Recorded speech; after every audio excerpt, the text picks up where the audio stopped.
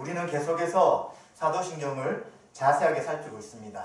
사실 더 자세하게 살피려면 오늘 같은 경우 예수님의 이름 하나하나를 한 주간 살펴야 되지만 그러나 한 고백에 따라서 한 주씩 그렇게 우리가 좀 살펴보고 있습니다.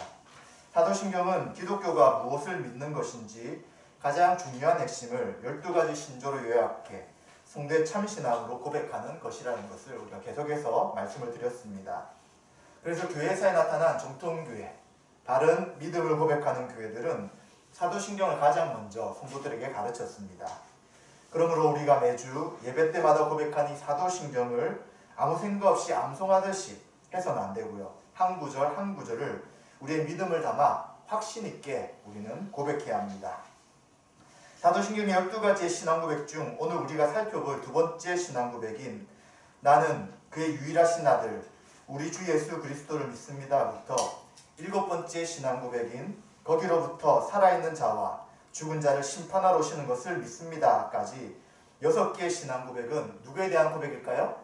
제2위 하나님이신 성자 예수님에 대한 신앙고백으로 이루어져 있습니다.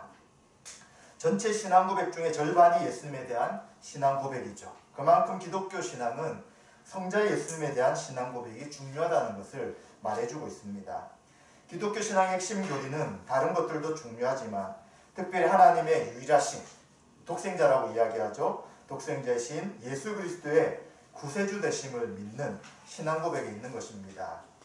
예수님에 대한 두 번째 신앙고백은 예수님의 인격에 대한 고백입니다.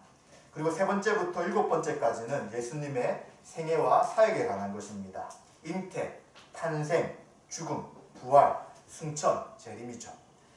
따라서 오늘은 예수님의 인격에 대한 고백인 예수님의 이름에 관한 내용을 살펴보고자 합니다. 자, 다시 한 번 더 여러분들이 두 번째 고백을 같이 한번 소리내어 고백했으면 좋겠습니다. 나는 그의 유일하신 아들 우리 주 예수 그리스도를 믿습니다. 이러한 한 문장의 고백을 우리 4가지로 좀 구분해 볼 수 있어요. 첫 번째는 나는 예수님이 나의 구원자이심을 믿습니다. 우리가 성경 연구하듯이 하나씩 알게 된 것들을 정리하면 첫 번째가 그것이 됩니다. 두 번째는 나는 예수님이 그리스도이심을 믿습니다. 그리고 세 번째는 나는 예수님이 하나님의 유일하신 아들이심을 믿습니다. 그리고 네 번째는 나는 예수님이 우리 주님인 것을 믿습니다. 따라서 오늘은 예수님에 관해 이 4가지 예수님의 이름을 살펴보고자 합니다. 예수님이 어떤 이름을 가지고 계시냐, 그분이 누군가에 대해서 마태복음 16장 13절부터 19절에 보시면 예수님에 대한 고백이 잘 기록이 되고 있습니다. 제가 한번 읽어보겠습니다. 예수께서 빌립보 가이사랴 지방에 이르러 제자들에게 물어 이르시되 사람들이 인자를 누구로 하느냐? 이르되 더러는 세례 요한, 더러는 엘리야, 어떤 이는 예레미야나 선지자 중에 하나라 하나이다. 이르시되 너희는 나를 누구로 하느냐? 시몬 베드로가 대답하여 이르되 주는 그리스도시요 살아계신 하나님의 아들이시니이다. 예수께서 대답하여 이르시되 바요나 시몬아 내가 복이 있도다. 이를 내게 알게 하니는 혈육이 아니요 하늘에 계신 내 아버지시니라. 또 내가 내게 이르노니 너는 베드로라. 내가 이 반석 위에 내 교회를 세우리니 음부의 권세가 이기지 못하리라. 내가 천국 열쇠를 내게 주리니 내가 땅에서 무엇이든지 매면 하늘에서도 매일 것이요 내가 땅에서 무엇이든지 풀면 하늘에서도 풀리리라 하시고. 아멘. 예수님이 사람들이 자신에 대해서 뭐라고 하느냐 하는 질문은 제자들에게 질문을 요구하기 위해서 먼저 하신 질문이었습니다. 여러 가지 이야기했지만 그 대답은 완벽한 대답이 아니었죠. 그러나 제자 중에 하나인 시몬 베드로가 주는 그리스도시요 하나님의 아들입니다 라는 고백을 하게 됩니다. 이 고백을 들으시고 칭찬하시죠. 복이 있다. 그런데 이것은 스스로 한 것이 아니라 하나님 아버지가 알게 한 것이다 라고 이야기하면서 이 베드로 같은 신앙 고백 위에 교회를 세우겠다. 사도적 신앙 고백 위에 예수님의 교회를 세우는데 음부의 권세가 이기지 못할 것이고 하늘과 땅에 매는 권세인 천국의 열쇠를 주시겠다라고 말씀한 구절입니다. 그래서 예수님이 누구시냐? 주는 그리스도시요 살아계신 하나님입니다. 이러한 놀라운 고백을 이 베드로가 한 것을 우리는 보게 됩니다. 그래서 우린 첫 번째 나는 예수님이 나의 구원자이심을 믿습니다 라고 이야기할 때 예수님에 대한 호칭이 4가지 있는 것을 우리는 알게 됩니다. 하나님의 아들이라고 예수님을 부르게 되고요. 또 주라고도 이야기하고요. 또 그리스도, 그리고 또 예수, 이렇게 하면서 예수님에 대한 이름의 고백을 네 가지로 이야기를 하게 됩니다. 그런데 이 네 가지 중에 한 가지는 예수님의 이름이라고 한다면 세 가지는 예수님의 직분입니다. 우리가 잘 아는 이순신 장군을 이야기할 때 장군은 뭡니까? 직책이잖아요. 그리고 이름은 뭡니까? 이순신. 이렇게 되는 것처럼 예수님도 예수님의 신분을 이야기하는 세 가지 호칭이 있고, 그리고 예수란 것이 바로 예수님의 개인적 이름이다 라고 말할 수 있습니다. 이 예수는 우리가 너무나도 많이 들었기 때문에 잘 아는 거죠. 그래서 히브리어로 구약에서는 이 예수라는 이름이 여호수아, 호세아 이렇게 나타나고 있고요. 그리고 이름의 뜻은 여호수아 할 때 여자가 이제 여호와, 야훼라는 뜻이고요. 그리고 호세아 할 때 구원을 의미하기 때문에 여호와께서 구원하신다, 혹은 여호와는 구원하신다, 이런 뜻이 예수님의 이름의 뜻입니다. 자, 그러면 이제 구약에 보시면 특히 또 이스라엘 사람 이름을 지을 때에 이제 이름의 의미를 담아서 짓게 되잖아요. 그럼 예수님의 이름은 그의 부모님이 지은 것이 아니냐라고 생각할 수 있지만, 성경에 보시면 예수님의 이름은 하나님께서 직접 지으셔서 천사를 통해 요셉과 마리아에게 알려주신 이름이었습니다. 마태복음 1장 21절에 보시면 아들을 낳으리니 이름을 예수라 하라. 이는 그가 자기 백성을 그들의 죄에서 구원할 자이심이라 하니라 라는 말씀을 통해서 이 예수란 이름의 뜻이 자기 백성을 그들의 죄에서 구원할 뿐이다 라는 것을 이야기하는 거예요.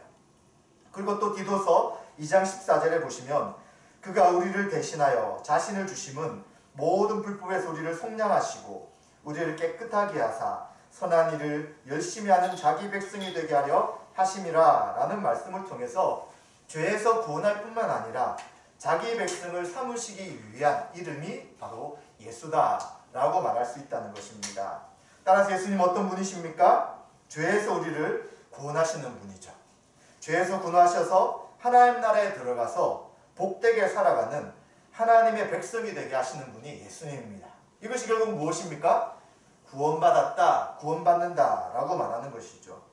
예수님이 주시는 구원은 죄를 사할 뿐 아니라 깨끗하게 하셔서 선한 일을 열심히 행하도록 하시는 것입니다. 그래서 성경에 보시면 이런 예수님의 사역을 통해서 우리를 어떻게 하셨냐고 하냐면 재창조하셨다, 새로운 존재로 바꾸셨다라고 말씀하고 있습니다.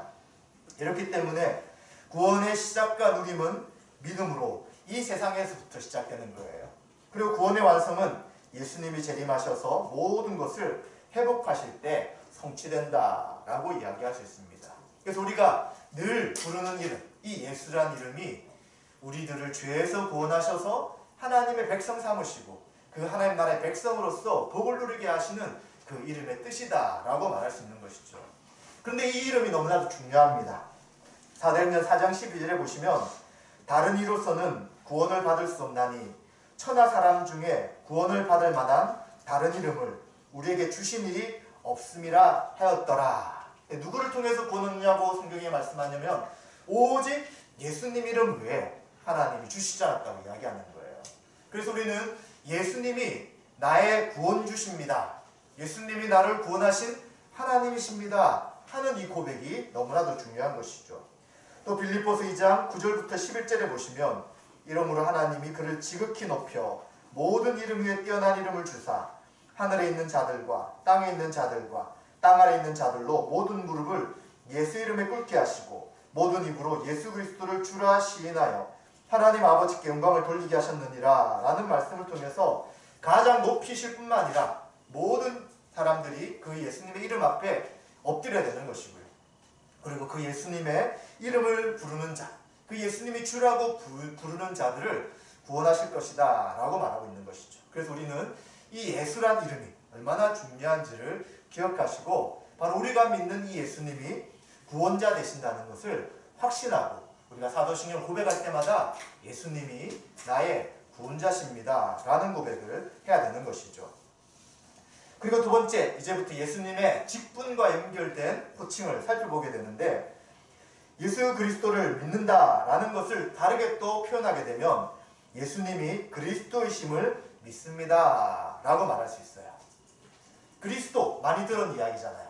영어로 하면 Jesus Christ라고 이야기하는 그리스도가 호칭인데 도대체 어떤 뜻이냐 하는 것들을 생각해 봐야 합니다. 그리스도는 히브리어로는 메시아고요. 또 헬라어는 크리스토가 되는데 왕으로 기름 부음을 받은 자라는 뜻입니다. 기름 부음 받은 자. 그런데 기름 부음을 누구에게 주시냐면 왕에게 주시기 때문에 바로 그의 백성을 종살이에서 구원하여 나라를 세우고 다스리는 왕적 존재라는 뜻이 그리스도라는 이름 호칭 가운데 포함되어 있는 것입니다. 이스라엘 백성들이 그 당시 어떠하였습니까? 예수 모셨을 때 로마의 압제를 당하고 있었어요. 그렇기 때문에 이들은 온갖 고난과 박해 가운데 참된 신앙의 자유가 없는, 일시적인 신앙의 자유가 있었지만 이 신앙의 자유는 우리가 성경을 보았듯이 로마 제국과 결탁된 신앙의 자유였어요. 그래서 굉장히 종교적으로 타락된 시대였죠. 그래서 이제 이러한 상황에서 우리를 건져줄 그리스도가 필요합니다. 구원자가 필요합니다. 라고 그들은 고대하고 있었어요. 그런데 이러한 고대를 하게 된 이유가 뭐였냐면 성경에는 하나님께서 다윗의 후손 중에 한 왕을 세워서 그 왕을 통해 영원한 나라를 주실 것이다 하는 약속하셨다는 거예요. 예레미야 23장 5절 6절에 이런 말씀이 있습니다.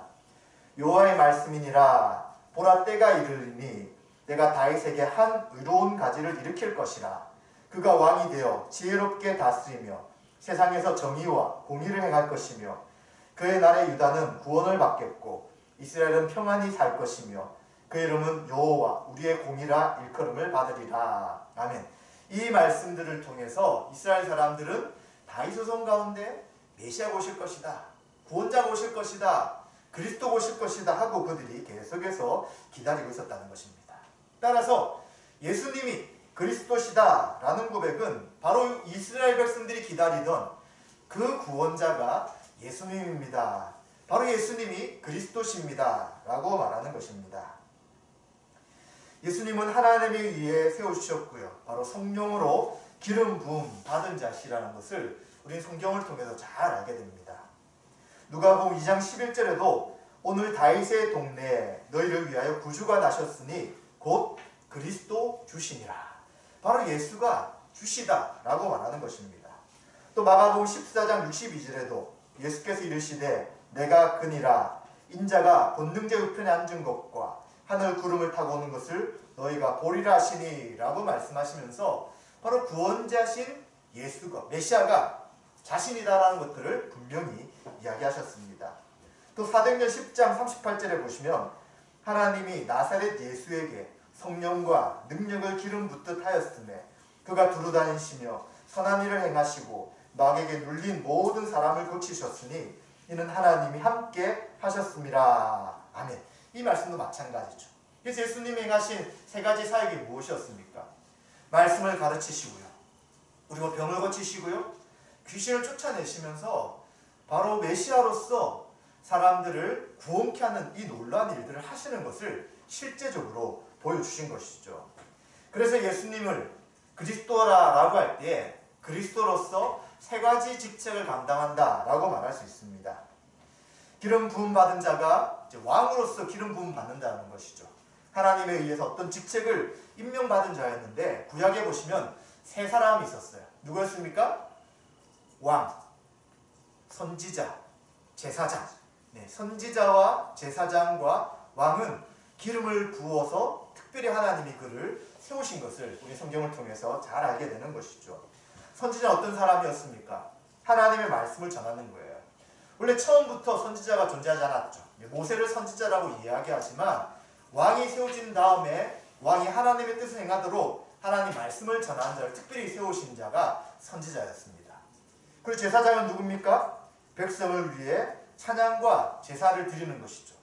하나님 앞에 죄인인 인간들, 그리고 이스라엘 백성들이 즉시 바로 갈 수 없기 때문에 그들 사이에 중보적 역할을 하는 존재가 제사장이었던 것이죠. 그리고 왕은 하나님이 통치하시는데 하나님의 통치를 대리하도록 하는 존재였어요. 그래서 왕이 하나님의 통치를 대신해서 백성을 다스리게 될 때 그가 모든 율법에 근거하여 다스리면 그 나라가 형통한 거예요. 그러나 악한 길로 행하고 우상을 숨기고 말씀을 떠나게 되면 이스라엘 백성이 굉장히 어려진 것들을 보게 되고요. 결국은 끝에는 남쪽 유다나 북쪽 이스라엘이 분열될 뿐만 아니라 이방인들에게 짓밟히게 되는, 그리고 포로 잡혀가는 일들이 생긴 것이 바로 왕의 불순종과 연결되어 있는 것을 우리는 알게 되는 것입니다. 그래서 이스라엘 백성들은 이러한 의미를 알기 때문에 이 세 가지 역할을 감당하는 하나님의 사람을 기다렸고요. 그 대상이 바로 메시아였다, 그리스도였다라고 이야기하는 것이죠. 그래서 구약에서 기름 부음 받은 대부분의 사람들은 결국 누구냐? 하나님이 보내실 완전한 그리스도에 대한 모형적 존재였다라고, 그림자와 같은 존재였다라고 우리는 말할 수 있는 것입니다. 그럼 예수님께서 어떻게 이 세 가지 직분을 감당하셨느냐라고 했을 때, 예수님은 선지자로서 우리에게 하나님을 계시하셨어요. 예수님이 오셔서 뭘 이야기하십니까? 하나님 나라를 선포하시잖아요. 하나님이 누구신가에 대해 비유를 들어서 하나씩 우리에게 알려주셨어요. 그리고 구원의 복음인 그분의 말씀을 이제 전하도록 선지자적 사명을 감당하십니다. 선지자들은 좀 싫은 이야기도 하는 존재였어요. 하나님 말씀이니까 왕이 백성들이 잘못할 때 그들이 회개하라고 선포하게 되죠. 그래서 예수님도 어떤 이야기를 하십니까? 종교 지도자들이 굉장히 날카롭게 말씀하시잖아요. 그들과 변론하면서 그들의 잘못에 대해 다 드러내시고, 그리고 예수님은 더 심하게 너희들은 천국에 들어갈 자가 없다, 지옥의 자식들이다, 회칠한 무덤이다 까지 이야기하시는 것이 바로 선지자적 사명을 예수님이 감당하신 것입니다. 그리고 예수님은 제사장적 역할도 감당하셨어요. 제사장은 다른 짐승을 제물로 드리게 되잖아요. 그러나 예수님은 자신의 몸을 번제로 드려서 모든 것을 다 드림을 통해 하나님 기뻐하신 향기로운 제물로 자신을 드렸다라고 이야기를 하고 있습니다. 그리고 제사장으로서 중보자 역할을 감당하시면서 이제 예수님이 하나님과 우리 사이에 중보 역할을 계속해서 행하고 계시는 분이 바로 예수님이신 것이죠. 그리고 예수님은 왕이셨습니다. 우리를 대표해서 악한 세력과 싸우죠. 이 죄와 사망의 권세와 싸우셨고요. 그리고 자신의 죽음과 부활을 통하여 죄와 사망의 권세를 깨트리시면서 이제 승리하신 분이죠. 그래서 교회와 온 세상을 예수님은 통치하고 다스리는 왕이신 것을 우리는 알게 되는 것입니다. 그래서 예수님의 이러한 세 가지의 직분을 통해서 우리를 죄에서 구원하시고 또 우리를 자기 백성으로 삼으시기 위해서 말한 이러한 직분들을 예수님이 감당하셨다라고 말할 수 있는 것입니다. 이러한 세 가지 직분을 통해 예수님은 구속사역을 이루신 것이죠. 선지자적 사역을 통해서 죄의 무지에서 벗어나도록 계속해서 말씀을 전하시면서 말씀과 함께 바로 자신이 하나님의 뜻을 전하는 선지자인 것을 드러내셨습니다. 그래서 바리새인과 세리가 함께 기도하죠. 근데 예수님은 의롭게 보이고 자신을 의롭다고 이야기했던 바리새인이 옳다고 이야기하지 않고 이 세리가 하나님 앞에 의롭다를 받는다라고 하면서 숨겨진 죄들을 다 드러내시는 거예요. 또 사마리아 여인과의 대화를 통해서 이제 하나님을 의지하지 못하고 예루살렘에서 예배드리는 것이 옳냐, 또 아니면 우리 조상들이 이야기한 사마리아에서 예배드리는 것이 옳냐, 이렇게 하지만 실제로는 남편 한 명과 아니라 여러 남편과 지내면서 이제 살았던 이 여인이 자신이 어떤 자인지를 보게 하시고, 그리고 예수님 자신이 메시아신 것을 보여주면서 이것저것이 아니라 신령과 진정으로 예배드리는 자가 하나님께 참된 예배를 드리는 자다. 바로 예수님을 그리스도로 믿고 그리고 성령을 통하여서 하나님께 예배드리는 참된 길을 보여주신 것이죠. 또 예수님은 제사장적 사역을 통해서 죄의 형벌에서 벗어나게 하시는 것입니다. 우리가 어떻게 죄의 형벌에서 벗어나게 되느냐? 바로 예수님이 자신의 제물됨을 통해 이제 우리의 모든 죄가 용서받고요. 이제 우리는 하나님 앞에 담대하게 의인으로서 나갈 수 있고요.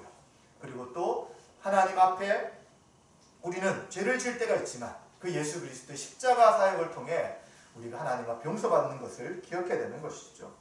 또 우리는 예수님 왕적 사역을 통해서 죄의 지배로부터 벗어나도록 하십니다.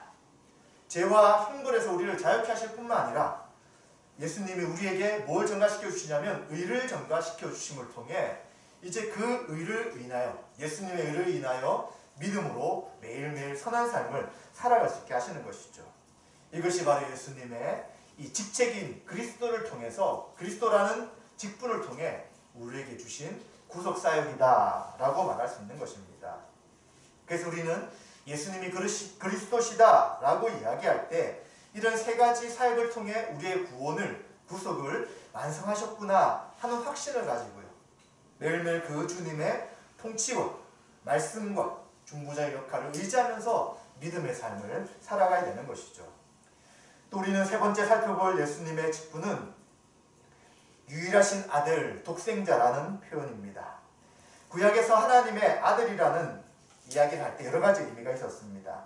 하나님의 백성이다, 이스라엘 사람들에게 이야기할 때 이런 표현도 했고요. 또 이스라엘 왕을 이야기할 때 하나님의 아들이다 라고 이야기했고요. 욥기 같은 데 보면 천상적 존재를 하나님의 아들이다 라고 이야기하였습니다. 그럼 예수님도 이 세 가지 중에 한 가지냐 할 때 그러지 않는 거예요.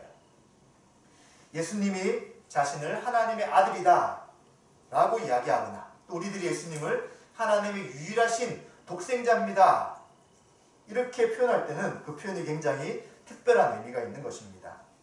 아들이라고 이야기할 때 이 아들은 아버지 하나님과의 독특하고 특별한 관계를 나타내는 거예요. 저희 아들 중에 누가 한 번씩 저를 아저씨라고 불러요. 농담으로 부르는 거지만 이제 아저씨면 너와 내가 아무런 상관이 없다 이야기하면서 왜 아저씨한테 뭘 달라고 하느냐라고 저도 이제 이야기를 하는데 하나님이 예수님을 아버지라고 할 때 이 관계가 굉장히 독특하다는 것인데 우리가 좀 잘못 생각하면 예수님과 하나님이 하나니까 한 분이다 이렇게 오해할 수 있어요.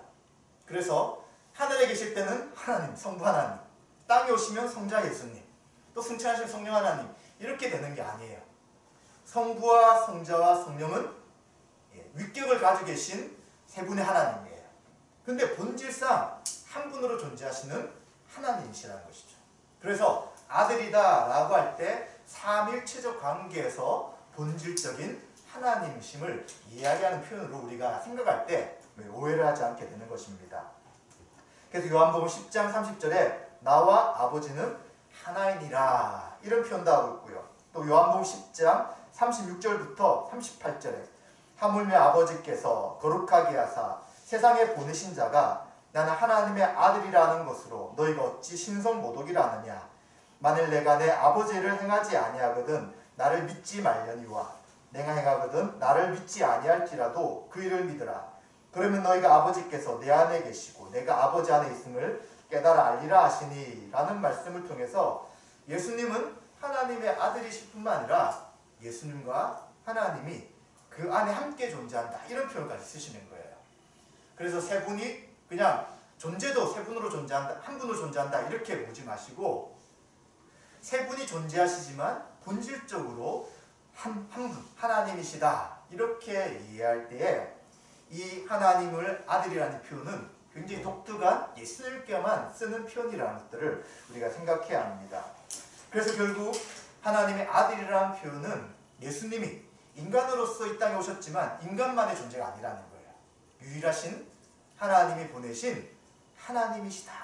신성을 가진 존재다 하는 것을 말하는 것이죠. 그래서 이승구 교수란 분이 이렇게 이야기합니다. 예수님께서 자신을 하나님이 아들이라 하셨을 때 그 말은 자신이 하나님이심을 의식하면서 성부에 대해 성자의 관계에 계신 분이심을 드러내시면서 사용하신 아주 귀하고 독특한 계시적인 말이다. 이런 의미에서 하나님의 아들이라는 말은 삼일체적 아들됨이라고 할 수 있는 것이죠. 그래서 예수님은 하나님이 자신을 부르시고 낳으셨다라고 이야기하지만 예수님의 모든 성품 가운데 하나님의 신성, 하나님 어떤 분이신지를 온전히 드러내는 유일한 존재라는 것을 우리는 기억해야 되는 것입니다. 그래서 이처럼 하나님의 유일하신 아들이다 라고 할 때 하나님의 독생자라는 표현을 예전 사도신경에는 썼었습니다. 독생자라는 의미가 유일하다, 독특하다 하는 표현이 되는 것이죠. 영원 전부터 선지하셔서 미리 존재하셔서 하나님과 독특하고도 유일무이한 관계이신 하나님이라는 표현이 독생자다라는 표현으로 이해할 수 있는 것입니다. 그래서 요한복음 1장 14절에 보시면 말씀이 육신이 되어 우리 가운데 거하심에 우리가 그의 영광을 보니 아버지의 독생자의 영광이요 은혜와 진리가 충만하더라. 본래 하나님을 본 사람이 없으되 아버지 품속에 있는 독생하신 하나님이 나타내셨느니라 라는 말씀을 통해서 이미 존재하신 하나님이시고요. 그리고 창조주 하나님을 본 사람이 없지만 예수님을 본 사람이 바로 하나님이 어떤 분이신지를 나타내고 드러내고 계신다라는 말씀을 분명하게 해주고 있는 것이죠. 그래서 예수님은 오직 하나님과의 관계인 삼위일체적 관계 속에서 자신이 하나님이신 것을 증거하셨고요. 그리고 예수님이 하나님의 독생자이신 것을 분명하게 이야기해 주는 것입니다. 그래서 예수님은 보이지 않는 하나님의 계시는 드러내 주시는 거예요. 하나님이 누구신지를 드러내시는 분이 예수님이고요. 그리고 예수님은 성육신하신 하나님, 인간의 육체를 가지고 이 땅에 오신 하나님이시다 라고 이야기하고요. 말씀 그 자체가 바로 예수님이다 라고 이야기를 해주고 있는 것입니다. 사실 지금 제가 이야기했던 게 좀 복잡하죠. 그렇기 때문에 초대교회가 생긴 이후에 가장 논쟁이 많았던 것이 바로 예수님에 관한 이야기였어요. 예수님을 신이라고 이야기하는데 정말 그 예수님이 하나님이시냐? 아니면 예수님이 인간이시냐? 아니면 둘 다냐? 이걸 가지고 몇백 년 동안 논쟁하고 정리해서 결론을 딱 내었어요. 그래서 예수님은 인간이시다. 완전한 사람이시다. 또 예수님은 완전한 하나님이시다. 그런데 놀랍게도 이 두 본성이 섞이진 않는 거예요. 그래서 예수님을 완전한 하나님이시며 완전한 인간이신 분으로서 이분이 삼위일체의 한 분이신 성자 하나님이다 라고 그 신앙 고백을 하게 되었는데, 이 수백 년의 이 논쟁을 통해서 이제 결정이 된 것이기 때문에 지금 좀 복잡하게 이야기했지만 우리는 간단하게 예수님이 인간이시고 예수님이 하나님이신데 이 두 본성은 섞이지 않고, 그리고 우리가 이분을 하나님으로 믿고 하나님으로 인정한다 하는 것이 우리가 믿는 바라고 이야기할 수 있습니다. 사실 조금 복잡한 것을 좋아하는 분들 생각해보면 이게 어떻게 가능하지? 라고 좀 헷갈릴 수 있을 거예요. 그러나 우리가 좀 헷갈릴 때 우리의 믿음의 선배들의 그 수많은 고민 속에 정리된 이 내용을 좀 인정해 준다면, 성경에 보시면 예수님이 인간으로서 감정을 가지고 계셨고요. 또 배고플 때 먹으셨고요. 모든 인간적 성품을 가지고 계신 것을 우리는 보게 됩니다. 그래서 예수님은 인간인 것을 알게 되는 것이죠. 또 예수님 하나님이신 것은 전능하셨고 무리를 거르시고 죽은 자를 살리시는 이러한 신성을 분명히 가지고 계셨기 때문에 바로 예수님이 하나님이신 것도 알게 되는 것이죠. 그래서 우리는 예수님이 인간이실 뿐만 아니라 하나님이시고, 그리고 이분이 바로 이제 유일하신 독생자이다, 하나님의 아들이시다, 하나님이 누구신지 드러내는 분이시다 하는 것들을 우리가 받아들이고 믿을 수 있게 되는 것입니다. 그럼 이러한 예수님이 하나님 유일하신 아들이라고 할 때에 제 성경에 보시면 이 예수님을 맏아들이다 이런 표현이 있어요. 로마서 8장 29절에 보시면 하나님이 미리 아신 자들을 또한 그의 아들의 형상을 본받게 하기 위하여 미리 정하셨으니 이는 그로 많은 형제 중에 맏아들이 되게 하려 하심이라. 맏아들이니까 우리는 어떤 사람들입니까? 예수님이 첫째고 우리는 둘째, 셋째. 이 아들이라는 것은 상속자니까 딸도 다 포함되는 것입니다. 남자든 여자든. 그러니까 우리는 예수님과 똑같은 존재 아니냐? 우리도 예수님과 같아. 우리도 둘째, 셋째다 라고 말하지만 이 존재적 차이는 분명히 있는 거예요. 예수님 어떤 분이라고요?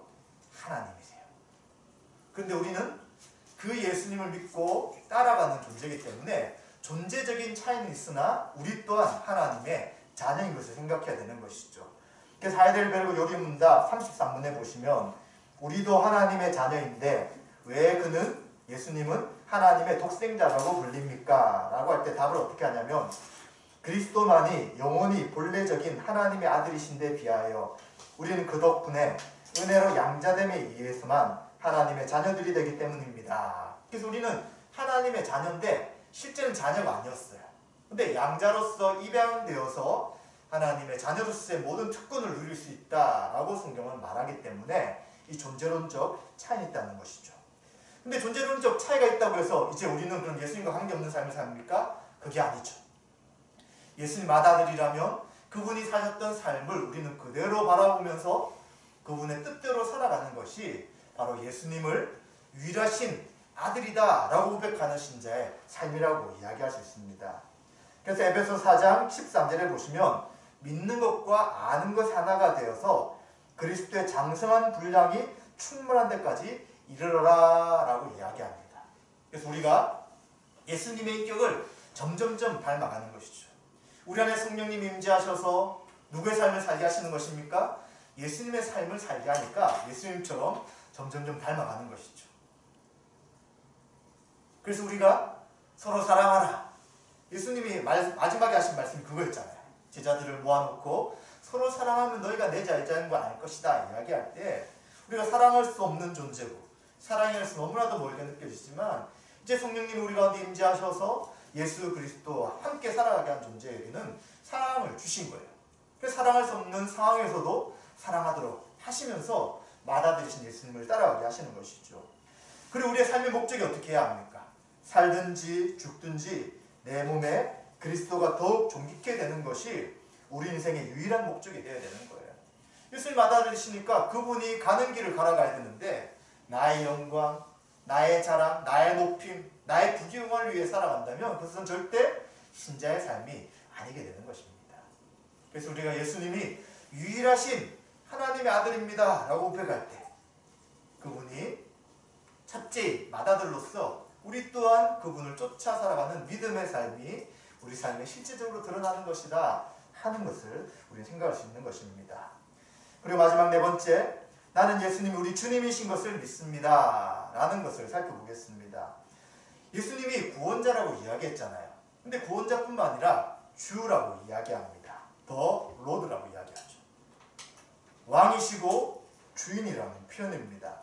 보통 이것이 일반적으로 사용될 때는 존경하는 사람한테 당신은 나의 주입니다. 그리고 정중한 표현을 쓸 때 주인님 이런 표현을 보통 썼다고 합니다. 그리고 또 신들에 대해서 쓸 때도 로드다 이야기하고요.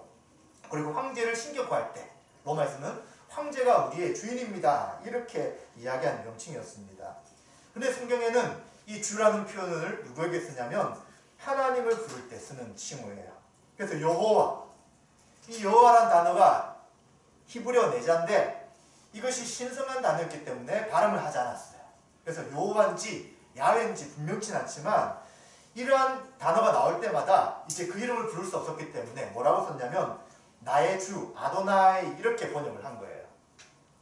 그래서 주라는 표현은 결국 여호와 하나님께 쓴 표현인데 이 표현을 누구에게 쓰냐면 예수님께 쓰는 것입니다.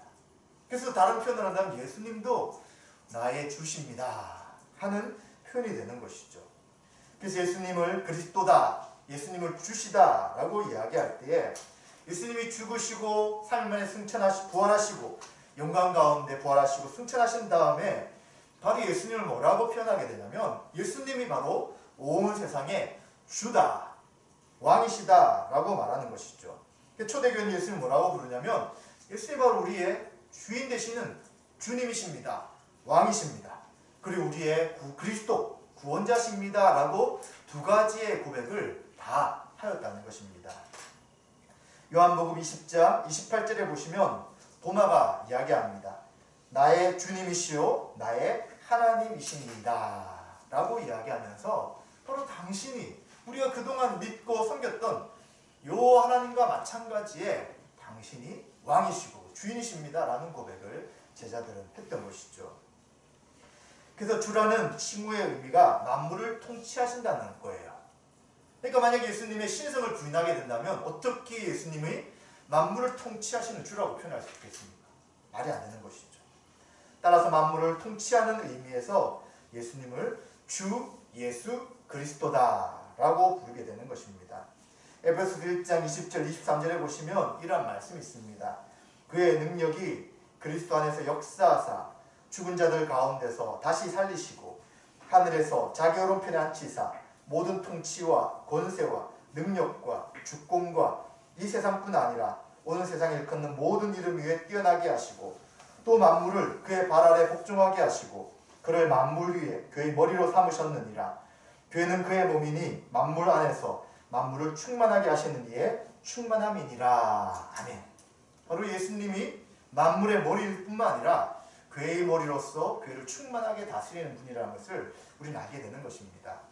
자, 그러면 예수님을 구원자라고 하든 주라고 하든 이게 무슨 문제가 있느냐라고 생각할 수 있지만 큰 문제가 생길 수 있습니다. 미국에서 로드십 논쟁이라는 것이 있었어요. 자꾸 논쟁 이야기 하는데 뭐 논쟁이 이렇게 많다고 하는데 뭐 토론이 있었어요. 그래서 어떤 부류의 사람들이 어떻게 믿었냐면 예수님을 우리의 구원자라고 믿으면 끝이다 라고 이야기하는 거예요. 예수님이 나의 구원자라고 믿으면 그 사람이 구원받은 것이다 라고 이야기했어요. 맞죠? 근데 뭐가 빠져 있습니까? 구원자라고 이야기하는데 그 주님의 뜻과 통치에 따르지 않는 거예요. 자기 마음대로 신앙생활을 하겠다는 거예요. 예수님 나를 구원하셨으니까 나는 교회를 가든 안 가든 내 마음입니다. 내가 예수님 말씀을 따르든 따르지 않든 내 마음입니다. 성경의 말씀 믿든 믿지 않든 내 마음입니다. 이런 것으로 나가버리는 거예요. 그러니까 한쪽에 있던 다른 분들이 아니다. 그것은 잘못된 고백이다. 예수님은 주이실 뿐만 아니라 그리스도다. 구원자시지만 예수님이 나의 주라고 인정하면서 그분이 나의 왕이기 때문에 나는 그의 종으로서 그의 통치를 받으며 살아가야 된다라고 이야기합니다. 이걸 가지고 막 서로 토론했어요. 누가 옳다고 생각되세요? 우린 당연히 예수님을 주라고 인정하는 것이 포함되어 있다는 것들을 인정하게 되는 것이죠. 근데 그 당시는 그것이 굉장히 생소했던 이야기 같아요. 이 주라는 고백할 때 뭐가 따르게 되었냐면 신자의 삶에 참된 구원받은 자의 증거가 나타난다는 이야기를 덧붙일 수밖에 없는 거예요. 그래서 제자도라고 이야기할 때 우리가 복음서에 보시면 있잖아요. 예수님을 따르는 자들은 말만 하는 사람들이 아니었어요. 모든 것을 바쳐서 주님을 절대적으로 따라가는 사람들이고 최우선순위에 두는 사람들이고 목숨까지도 가족이든 모든 것들을 다 우선순위로 넘길 수 있는 그런 사람들이었죠. 그리고 예수님이 나의 주시고 왕이시면 나는 그의 종으로서 모든 말씀을 순종하겠습니다 하는 것이 제자들의 삶에 다 포함되어 있었던 거예요. 그렇기 때문에 우리는 예수님을 주뿐만 아니라 그리스도로 고백해야 되고요. 구원자시라고 이야기한다는 것은 결국 그분이 나의 왕으로서 그 통치에 따르며 순종하겠다는 것이 당연히 포함되어 있는 것이죠. 지금도 이런 것이 은연중에 참 많이 있는 것 같아요. 예수님 믿어 구원받으면 땡 아니냐. 나 천국 티켓을 얻어서 구원열차 타고 나 하나님 나라 간다. 이러면 끝이라고 이야기하는 거예요. 근데 뭐가 빠져 있는 거예요? 주님의 통치는 안 받겠다는 것입니다. 내가 원하는 대로 열심히 살아가지고 행복한 삶을 살고 싶어요. 그냥 예수님은 옆에서 나를 조금만 도와주시면 될 것 같아요. 예수님은 그냥 플러스 알파 정도로 생각하는 거예요. 그리고 매일매일 말씀에 따라 사는 것이 아니라 내 감정에 충실하고 내가 하고 싶은 대로 하겠다고 살아가는 것입니다. 그러니까 그런 생각을 가진 그리스도인들, 실제로는 그리스도인이라고 말할 수도 없겠지만 뭐의 통치를 안 받냐면, 뭐의 다스림 안 받냐면 예수님의 머리로서 다스리는 교회의 다스림도 거부하는 거예요. 자기 마음대로 신앙생활하는 것이죠. 하고 싶은 대로 하면서도 나는 구원받았다라고 말하는 그러한 잘못들이 은연중에 굉장히 많다는 것입니다. 그래서 우리는 예수님을 주다라고 고백할 때는 그분이 나의 왕이시기에 나는 그분의 통치와 다스림까지도 받고 따르겠다는 것이 포함되어 있는 것을 우리는 생각해야 합니다. 자, 그럼 이제 우리가 결론적으로 이 네 가지를 어떻게 적용적으로 살펴보실까를 생각하며 마무리하도록 하겠습니다. 우리 첫 번째 예수님이 누구시라고요? 구원자. 구원자라는 예수라는 이름의 뜻을 살펴보았잖아요. 그래서 우리는 예수님을 부를 때 예수님의 구원자라신 것들을 믿고 그분만이 우리의 유일한 구원자신 것들을 확신해야 되는 것이죠. 그래서 우리는 구원받기 위해 무엇을 의지해야 합니까? 다른 이름을 의지하면 안 되는 거예요. 오직 예수님의 이름만이 구원을 주시는 유일한 분이시기 때문에 그 이름의 능력을 신뢰하고 그분의 이름을 믿고 구원받기 위하여 그분 앞에 나가야 되는 것을 우리가 생각해야 되는 것입니다. 또 두 번째 예수님 누구십니까? 그리스도시잖아요. 구원자시잖아요. 구속사역을 이루시는 분이잖아요. 예수님 선지자로서 하나님의 구원의 길이 어떤 것인지 우리에게 알려주셨고 바로 그것이 이 복음이라고 성경은 이야기하는 것이고요. 또 이제 우리는 이것을 배우고 그 구원의 영광의 거룩한 길을 함께 걸어가게 되는 것입니다. 그럼 지금 어떻게 예수님이 그리스도의 사역을 행하시는 것입니까? 바로 우리는 성경을 통해서 그리고 성령님의 가르치심을 통해 말씀을 계속해서 배우는 이러한 과정 가운데 있게 되는 것입니다. 그래서 이러한 과정은 바로 성경에 기록된 것을 목회자가 또 교사들이 가르치게 되고요. 이 가르침을 통하여 계속해서 성경을 통해 예수님을 알아가는 것이죠. 그래서 우리는 이러한 알아감을 통해 그리스도가 누구라고요? 우리 영원한 대제사장 되셔서 우리를 지금도 중보하시는 분으로 믿고 있는 것이고요. 또 예수님은 왕으로서 하나님 나라와 온 세상을 다스리는 분인데 특별히 교회의 머리로서 교회를 통치하고 다스리기에 교회 가운데 하나님의 통치를 충만하게 누리는 존재가 바로 우리 신자인 것을 우리가 생각해야 되는 것입니다. 또한 세 번째, 예수님이 하나님의 아들 되신다 하는 것을 통해 무엇을 할 수 있습니까? 우리가 왜 예배를 드릴 때 예수님의 이름으로 기도하고 예수님께 예배드리는지를 생각해야 되는 것이죠. 1차적으로 예수님의 이름으로 하나님께 나가는 거예요. 그러나 또 한편 우리는 예수님 존재 자체도 예배드리는 거예요. 3일차 하나님께 우리가 예배를 드리는 것이기 때문에 예수님도 예배의 대상이 된다는 것을 생각해야 되는 것입니다. 신자는 구원과 지혜와 거룩과 안식과 기쁨을 위해서 주 예수님께 나아가는 것이고요. 그분께 순종하면서 함께 멍에를 매는 자로 살아가는 것이죠. 이 멍에라는 것이 무겁잖아요, 생각할 때. 근데 예수님 뭐라고 하냐면 내 것은 가볍다고 이야기하는 거예요. 우리의 무거운 짐을 예수님께 맡기고요. 우리 예수님이 주시는 가벼운 것을 지고 살아가는 것이죠. 그래서 실제로 예수님 믿기 전에는 예수님에 대한 이야기를 듣고 기독교 신앙에 대한 이야기를 들을 때 참 부담스럽고 무거웠을 거예요. 그런데 실제 복음을 알고 예수님 믿게 되면 가벼워요.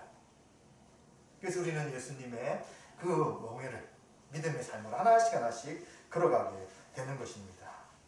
그리고 예수님께서 하나님의 유일하신 독생자임을 믿는 우리는 예수 그리스도를 통해 하나님을 알고 그리고 예수님을 본받으면서 매일매일 예수님을 닮아가게 되는 것이죠. 그래서 우리 신자의 최종적 방향과 목적이 뭐냐면 그리스도를 통해서 하나님을 닮는 거예요. 그래서 우리가 자녀다 이야기할 때 결국 아버지와 엄마를 닮는 거잖아요. 그래서 우리도 하나님의 자녀라면 그리스도를 통해서 그리스도를 닮아가고 하나님을 닮아가는 것이 신자의 삶이다 라고 말할 수 있는 것입니다. 또 네 번째 우리는 어떤 고백이었습니까? 예수님이 우리의 주님이시다 하는 고백을 보았습니다. 예수님만이 교회를 다스리는 주인이신 것을 우리는 믿는 것이죠. 따라서 교회와 우리 각계에 있는 날마다 누구에게 순종합니까? 주님께 순종해야 됩니다.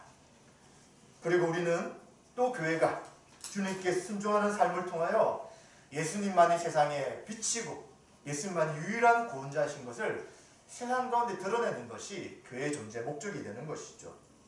또 우리는 이 어두운 시대에 정말 예수님이 말씀하신 종으로서 삶을 살아가는 것을 보기 어렵잖아요. 다 그냥 서로서로가 주인이 되는 시대입니다.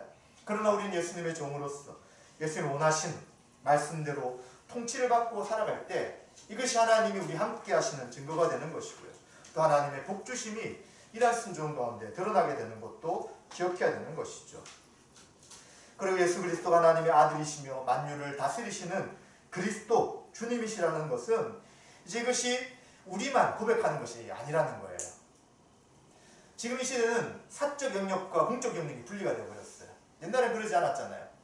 모든 삶이 신앙 중심으로 하나님 중심으로 살았기에 일치되었습니다. 근데 언제부턴가는 분리가 되어서 신앙은 어디로 빠지냐면 사적 영역인 거예요. 개인적으로 해야 되는 것이고 그리고 일상의 다른 삶들은 공적 영역인 거예요. 그러니까 사람들이 뭐라고 하냐면 내가 예수를 믿는다는 것을 공동체에서나 다른 데서 이야기하면 야 그것은 개인적인 일이지 왜 여기서 이야기하느냐. 기도, 성경 읽기, 전도 그건 알아서 너희들끼리 해라 라고 하면서 공적 영역에서 모든 신앙적 생각들과 말을 퇴출시켜버리려고 하는 거예요. 근데 그건 아니에요. 공적 영역과 성적 영역이, 사적 영역이 분리될 수가 없는 것이죠. 우리가 신자라면 어디서 무엇을 누구와 만나든지 신자로서의 말과 삶을 드러내고 우리는 하나님을 믿는 온전한 그리스도인이라는 것을 나타내야 되는 것입니다. 이런 것이 언제 잘 드러나느냐? 이 고통의 시대, 고난의 시대에 많이 나타나는 거예요. 참된 소망을 가진 자가 누구예요? 우리 신자잖아요. 참된 평화가 있는 자가 누구입니까? 우리 신자잖아요. 그러니까 지금 같은 코로나 시대, 경제적 어려운 시대, 대재난의 시대에 신자들이 두려워하지 않고 하나님을 의지하기에 세상에서 담담하게 서 있는 것입니다. 그럴 때 이제 우리가 불신자들, 두려워하는 자들, 믿지 않는 자들을 도울 수 있는 것이고요. 내가 왜 이렇게 담담하지 않느냐? 내가 왜 이렇게 두려워하지 않느냐? 바로 예수님이 나의 주님이시기 때문에, 예수님이 나를 다스리기 때문에 난 이 상황 속에서도 두렵지 않을 수 있어 라고 이야기하면서 우리가 이 시대, 이 어려운 시대, 이 고난의 시대에 소금과 빛의 역할을 분명히 감당할 수 있게 되는 것입니다. 오늘 이렇게 우리는 예수님의 네 가지 이름, 예수란 이름이 실제 예수님의 이름이시고 그 세 가지 칭호에 대한 것을 살펴보았습니다. 그리스도시고요, 유일하신 하나님의 아들이시고요, 그리고 주님이시라는 것들을 살펴보았고요. 이것을 통해서 예수님의 이 네 가지 이름들이 매일매일 우리의 삶 속에 분명히 고백되고 그리고 예수님 이름 믿는 믿음으로 살아가시기를 주의 이름으로 축원드립니다.